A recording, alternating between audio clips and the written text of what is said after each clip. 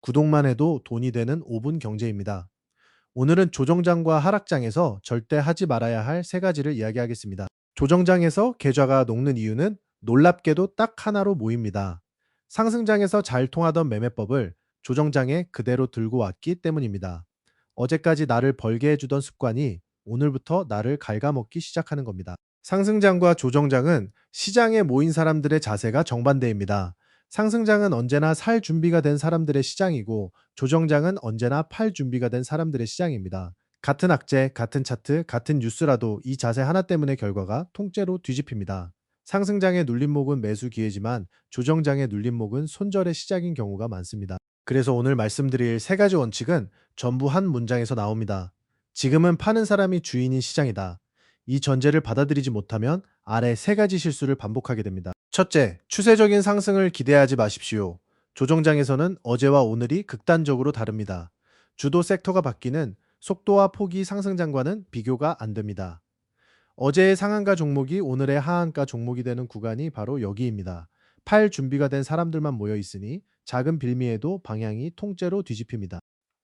그럼에도 베팅을 한다면 방식 자체를 바꿔야 합니다. 먼저 비중을 줄이십시오. 이유는 단순합니다. 승률이 낮은 구간이기 때문입니다. 승률이 낮은데 사이즈가 크면 기대값은 마이너스로 기웁니다. 상승장의 성공 경험이 만든 평소 비중이 조정장에서는 그대로 독이 됩니다. 그리고 손익비의 양 끝을 짧게 잡으십시오. 이게 핵심입니다. 상승장에서는 좋은 자리에 사서 넉넉하게 끌고 가는 추세 추종이 통합니다. 하지만 지금은 모두가 팔 준비를 하고 있습니다. 잘 샀다면 잘 파는 기준도 그만큼 낮춰야 합니다. 보유 기간을 짧게, 목표를 짧게 가져가서 수익률이 아니라 승률로 승부하는 겁니다. 결국 조정장의 베팅은 작게, 짧게, 확실한 곳에서만입니다. 견디는 매매가 아니라 빠르게 확인하고 빠르게 빠지는 매매로 시스템을 바꿔야 합니다. 둘째, 검증되지 않은 반짝 주도주에 올라타지 마십시오.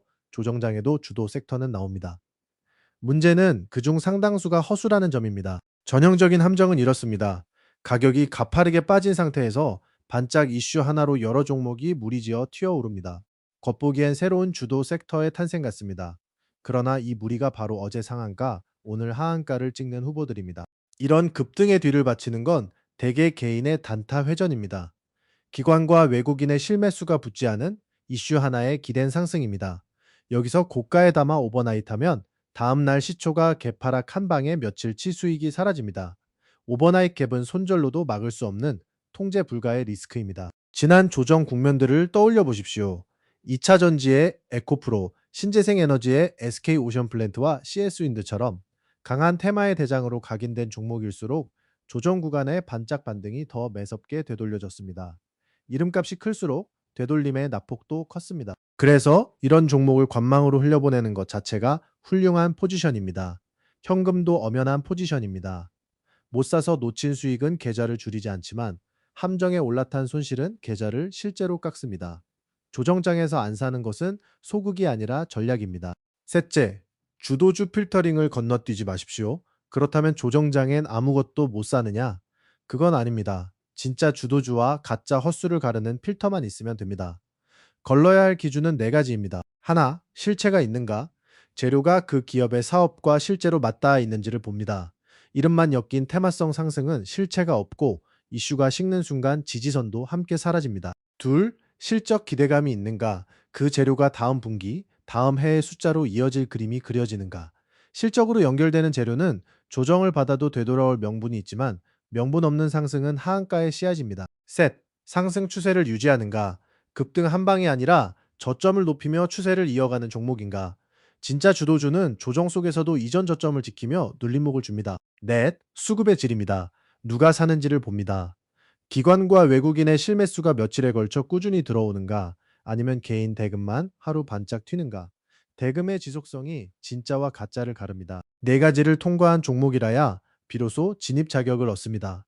다만 자격을 얻었다고 사이즈까지 허락된 건 아닙니다. 작은 비중, 짧은 손익, 명확한 손절 자리. 필터는 진입할 자격을 줄 뿐 상승장의 베팅 크기를 되돌려주지는 않습니다. 결국 세 가지는 하나의 원칙입니다.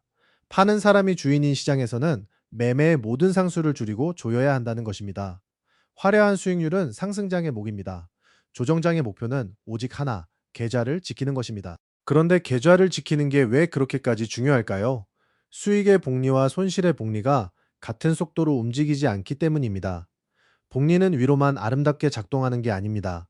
아래로는 훨씬 빠르고 잔인하게 작동합니다.